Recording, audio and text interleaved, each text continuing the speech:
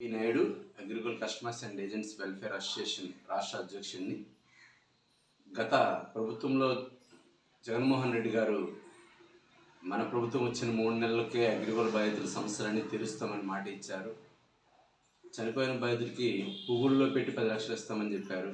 నేటికి ఒక్క బాధితుడికి కూడా ఈరోజు రూపాయి చెల్లించలేదు. అగ్రికల్ తాలూకా ఆస్తులు 20,000 కోట్ల పైచులకు ఆస్తులు సిఐడి చేతులు పెట్టుకున్నప్పటికీ బాధితులకు న్యాయం చేయడంలో ఈ ప్రభుత్వం పూర్తిగా విఫలమైంది. అదేవిధంగా నేటి 2024 ఎన్నికల మేనిఫెస్టోలో కూడా అగ్రికల్ అంశం ఎక్కడా ప్రస్తావన చేయలేదు. అంటే అగ్రికల్ బాధితులకి జగన్మోహన్ రెడ్డి ప్రభుత్వం నిట్ట నిలువున మోసం చేసింది అనేది యథార్థం.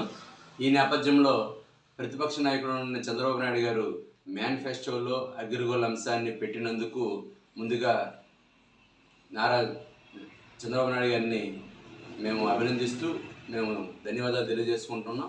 ఈ రాష్ట్రంలో ఉన్న అన్ని నియోజకవర్గాల్లో ఏదైతే టీడీపీ జనసేన కూటమి అభ్యర్థులకి agricultural customers and agents welfare association మద్దతు పలుకుతూ ఉంది. రాష్ట్రంలో ఉన్న బాధితులందరూ కూడా ఈ కూటమి అభ్యర్థులకి ఓటేసి గెలిపించి ప్రభుత్వాన్ని గెలిపించడంలో కీలక పాత్ర పోషిస్తారని రాష్ట్ర వ్యాప్తంగా ఉన్న బాధితులందరికీ పిలుపునివ్వడం జరుగుతూ ఉంది.